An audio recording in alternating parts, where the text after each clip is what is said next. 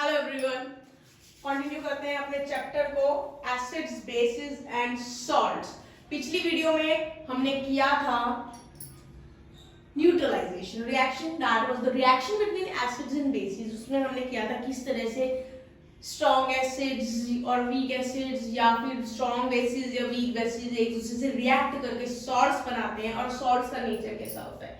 आज हम करने वाले हैं comparison of relative acidity and basicity, मतलब एसिडिक और बेसिक स्ट्रेंथ को पढ़ने वाले। किस तरह से हम रिलेट करेंगे, कोई ना कोई तो क्राइटेरिया होना चाहिए ना हमारे पास। ये कहना काफी थोड़ी है कि ये स्ट्रॉन्ग है ये वीक है, कोई ना कोई एक पैरामीटर होना चाहिए ताकि हम एग्जैक्टली बता सके कि कितना वीक या कितना स्ट्रॉन्ग कोई भी चीज है। तो उसके लिए हमारे पास यहाँ पर है पीएच स्केल। ये है आपका पीएच स्केल। पीएच क्या होता है? पीएच स्केल जो है रन करता है 0 से 14 में। 0 से 14 तक की मार्किंग्स होती है पीएच स्केल में। पीएच स्केल ये होता है। एक्चुअली पीएच स्केल कैसे पता चलता है? हमारे पास यूनिवर्सल इंडिकेटर होता है या फिर पीएच पेपर होता है, ठीक है। जब हम किसी सब्सटेंस को डिटेक्ट करते हैं यूनिवर्सल इंडिकेटर या पीएच पेपर से, तो वो एक कलर इंडिकेट करता है। तो जो पीएच स्केल होता है उसमें पूरे पूरे कलर्स होते हैं, तो वो जो कलर्स है उससे कंपेयर कर सकते हैं हम, ताकि हम बता सकें। आप ये देख सकते हो यहाँ पर, ये पूरा स्केल है गिवन कलर्स का। इस तरह से आपकी बुक में भी होगा। इस तरह से आप देख चेक कर सकते हो कोई भी चीज कलर के बेसिस पे उसका पीएच कितना है। आ जाते हैं अपने टॉपिक पे वापस। पी जो है पीएच मतलब ये हाइड्रोजन आयन के बारे में, उसकी पावर के बारे में हमें बताता है। पी यहाँ पर स्टैंड करता है पोटेंस, इसका मतलब होता है पोटेंस मींस पावर, और एच मतलब हाइड्रोजन। तो हाइड्रोजन की कंसंट्रेशन के बारे में यहाँ पे बताया जाता है। अब हम करने वाले हैं characteristics of pH scale. PH scale की कैरेक्टरिस्टिक्स हम पढ़ेंगे। पीएच स्केल में एसिड्स का पीएच 7 से कम होता है, और अगर मैं एसिडिक स्ट्रेंथ की बात करूं तो जितना ज्यादा एसिडिक कोई भी सॉल्यूशन होगा उतना ही कम उसका पीएच होगा।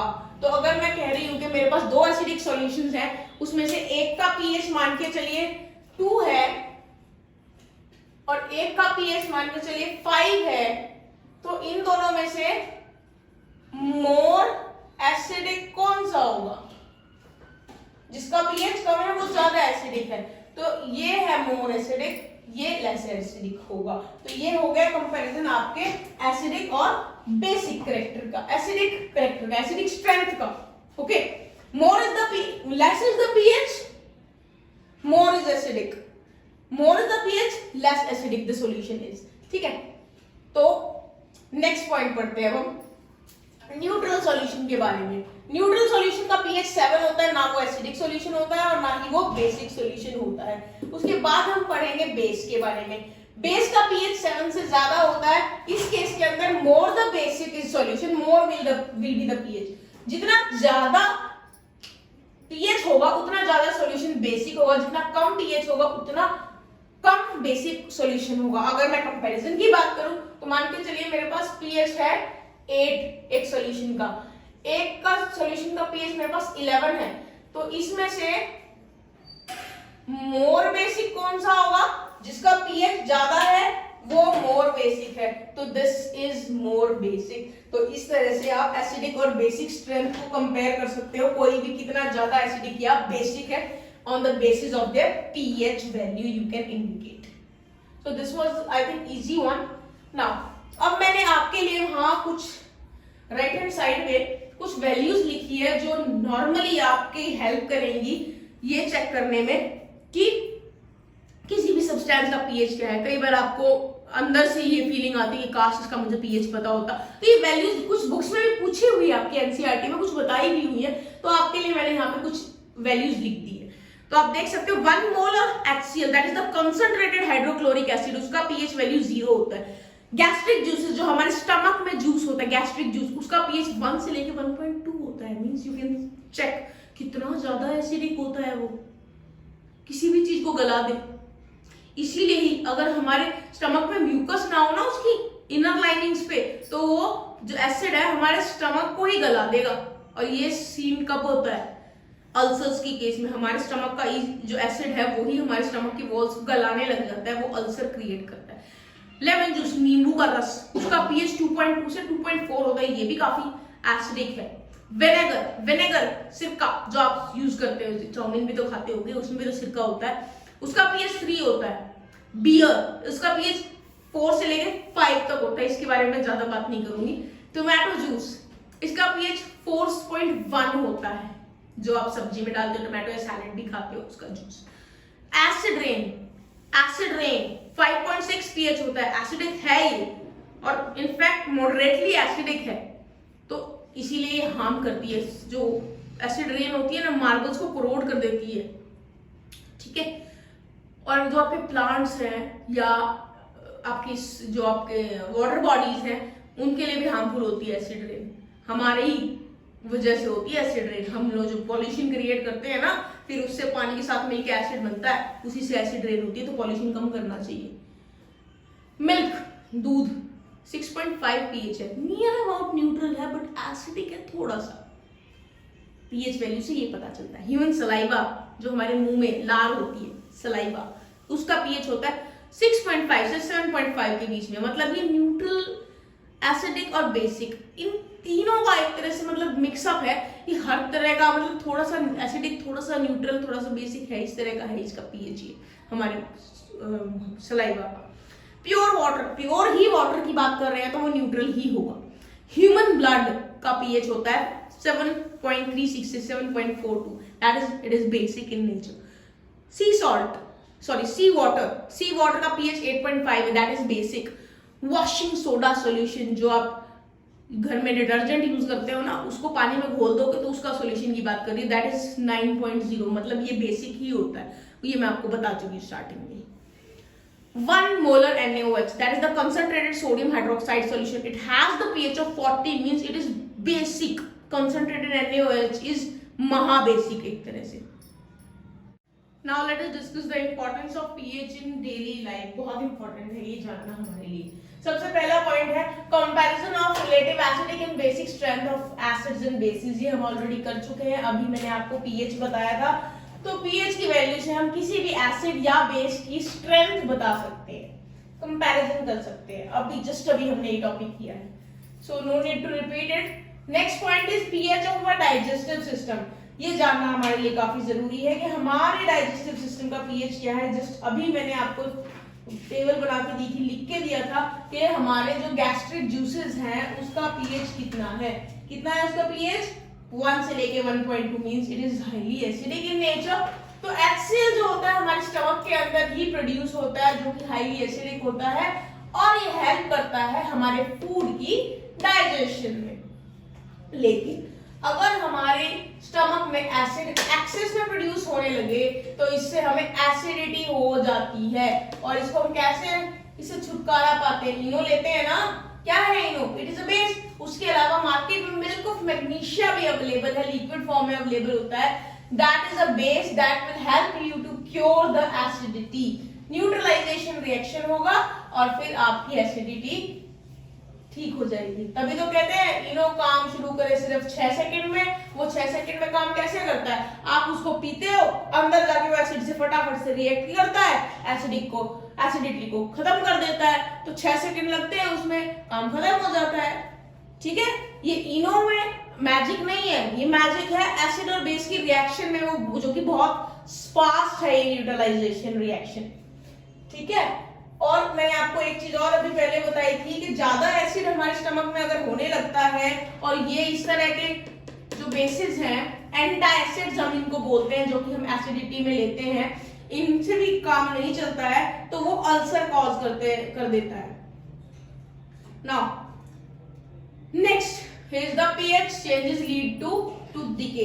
आपको कितनी बार बोलते हैं, आपके पेरेंट्स बोलते होंगे, बचपन में बोलते होंगे, या फिर आपके घर में छोटे भाई बहन होते हैं उनको बोलते होंगे, रात को खाने के बाद सुबह उठ के ब्रश किया करो, ब्रश करके सोया करो और उठ के फिर से ब्रश किया करो। ऐसा क्यों कहते हैं? ताकि आपके दांत खराब ना हो। खराब होने से क्या मतलब है? टूथ डिके की बात हो रही है यहाँ पे, टूथ डिके नहीं होना चाहिए। आपको मैं बता दूं, जो आपके व्हाइट कलर के टीथ है ना, इस पे व्हाइट कोटिंग है, एनिमल की, ये जो एनिमल है एक्चुअल में ये क्या है, एक इनसॉल्युबल कैल्शियम फॉस्फेट है ये एनिमल।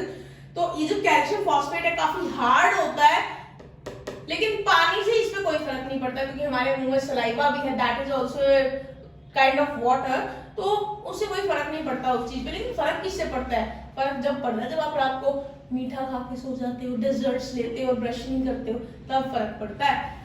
जब हम खाना खा के ब्रश नहीं करते हैं और वो काफी देर तक वो जो फूड पार्टिकल्स जब वो हमारे मुंह में ही रह जाते हैं, उससे क्या होता है, हमारे टीथ के बीच में फंसे हुए पार्टिकल्स में मुंह में बैक्टीरिया बनते हैं, जो बैक्टीरिया होते हैं जो उस खाने के ऊपर एक्ट करते हैं और फिर रिलीज करते हैं एसिड, और पीएच जो है माउथ का वो फॉल हो जाता है, 5.5 तक पहुंच जाता है, और इस वजह से हमारा एनिमल करोड़ होने लगता है और हमारे दांत सड़ने लगते हैं। इसीलिए ब्रश करो, ब्रश भी टूथपेस्ट लगा के करो, खाली ब्रश नहीं, टूथपेस्ट लगाना पड़ेगा। टूथपेस्ट क्या है, टूथपेस्ट इज अ बेस, जो हमारे फूड में एसिड जनरेट हो गया है ना, उसको न्यूट्रलाइज करने के लिए टूथपेस्ट यूज किया जाता है, and toothpaste is basic in nature, इस चीज का ध्यान रखना। So it is advisable to avoid eating sugary foods and also to keep the mouth clean so that sugar and food particles may not be present. Okay, now toothpaste जो है, जैसे कि मैंने आपको बताया, बेसिक इंग्रेडिएंट्स इसमें होते हैं और आपके न्यूट्रलाइज करने में हेल्प करता है एसिड के इफेक्ट को, और पीएच आपका माउथ का बैलेंस करके रखता है। सो खाने के बाद मतलब सोने से पहले और उठने के बाद ब्रश करना जरूरी है। अब नेक्स्ट हम बात करेंगे सेल्फ डिफेंस की। Self defence by animals and plants through chemical warfare. आपको पता है ना, जब चींटी काटती है कितना दर्द होता है, उससे भी ज्यादा दर्द कब होता है, जब मधुमक्खी काटती है। और दर्द कब होता है, जब आपको भेड़ बोलते हैं ना, जिसको येलो वास्प बोलते हैं, वो काटती है। लेकिन कई बार ऐसे प्लांट्स भी होते हैं, अगर आप उनको टच कर देते हो तो आपको जलन मचने लगती है। क्या होता है ये, वो हम डिस्कस करते हैं। जो स्टिंग्स हैं डंक बीज के, मधुमक्खी के और चींटी के, उसमें फॉर्मिक एसिड होता है, मतलब मिथेनोइक एसिड होता है, HCOOH होता है। जब वो काटते हैं ना आपको, तो वो आपकी बॉडी में इंजेक्ट करते हैं क्या, एसिड, ये फॉर्मिक एसिड, उससे आपको जलन होती है और दर्द होता है। और अगर आप उस इन्फेक्टेड एरिया पे रब कर दो बेकिंग सोडा अप्लाई कर दो, तो वो एसिड कॉज कर रहा है ना जो इरिटेशन, वो न्यूट्रलाइज हो जाएगा और आपको रिलैक्स फील होगा, ठीक फील होगा। तो आगे से जब मधुमक्खी काटे ना, तो जो लोहा है उसको मत रगड़ना, बेटर रहेगा बेकिंग सोडा रब करो उस पार्ट पे, तो आपको ज्यादा इफेक्टिव फील होगा। बेकिंग सोडा मतलब सूखा मत रगड़ना, उसको थोड़ा सा वाटर में मिक्स करके ऐड लगाना, अप्लाई करना, तो वो जल्दी काम करेगा। फिर आपसे मैं बात करूंगी स्टिंग्स के बारे में। वास्प, ये जो भिड़ड़ होती है ना, जो लोकल लैंग्वेज में हम भिड़ड़ बोलते हैं, उसकी बात कर रही हूं मैं। तो उनके स्टिंग में, डंक में क्या होता है, एल्कली होता है, बेस होता है, वहां पे बेकिंग सोडा मत रगड़ना, और ज्यादा आपको प्रॉब्लम होगी। उसके ऑलरेडी स्टिंग में, डंक में बेस होता है, तो हमें वहां पे विनेगर, सिरका रब करना चाहिए, उससे जल्दी इफेक्ट होगा, ठीक हो जाएगा वो एरिया, क्योंकि वो इंजेक्ट बेस कर रहे हैं आपकी बॉडी में।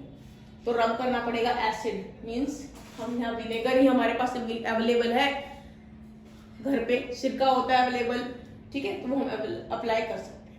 फिर मैं आपसे प्लांट्स के बारे में बात कर रही थी। तो एक नेटल प्लांट होता है, हर्बेशियस प्लांट है ये, और ये वाइल्ड होता है। वाइल्ड मतलब जंगलों में या फिर ऐसी किसी जगह पे मिलता है ये।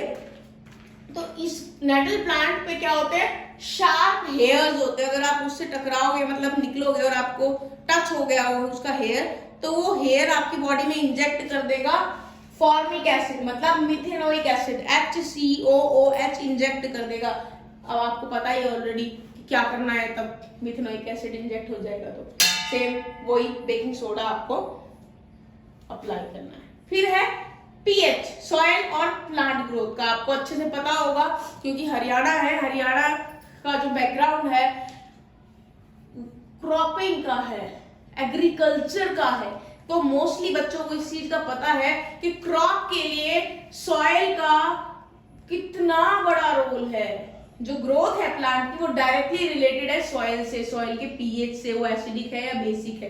तो आपको पता है कई बार क्या होता है, हमारा सॉइल ज्यादा ही एसिडिक हो जाता है या ज्यादा ही बेसिक हो जाता है, मतलब प्लांट की ग्रोथ के लिए सूटेबल नहीं रहता है। तो उसको कैसे सूटेबल बनाया जाए? यूं तो है नहीं कि हम अपना खेत बदल देंगे, ऐसा तो पॉसिबल नहीं हो पाता। तो क्या किया जाए? अगर हमारा सॉइल ज्यादा ही एसिडिक है तो उसको हम न्यूट्रलाइज कर सकते हैं, एक अप्रोप्रिएट लेवल तक ला सकते हैं। कैसे? लाइमिंग करके। लाइमिंग क्या होता है? उसमें चौक ऐड कर दो, चौक पाउडर ऐड कर दो, सफेद आता है ना चूना, उसको ऐड कर दो, तो वो न्यूट्रलाइज कर देगा आपके सॉइल के एसिडिक कैरेक्टर को। फिर अगर आपका सॉइल ज्यादा ही बेसिक है तो उसको न्यूट्रलाइज कैसे करेंगे? By adding decaying organic matter which is acidic. Decay organic matter उसमें ऐड कर देंगे तो एसिडिक नेचर का होता है वो, तो मिल के बेसिक सॉइल से वो न्यूट्रलाइज उसका इफेक्ट कर देगा। तो ये कुछ इंपॉर्टेंस थी पीएच की हमारी डे टू डे लाइफ में, जो एनसीईआरटी में भी गिवन है। एक बार उसमें से भी आप पढ़ लेना, सारे पॉइंट्स उसी में ही है। कुछ और आपकी एक टेबल बनी हुई है बुक में अलग अलग एसिड्स के बारे में, एसिड या बेसिस के बारे में, किस में क्या एसिड या बेस होता है, सेल्फ डिफेंस वाले कॉलम में, वो भी चेक करना।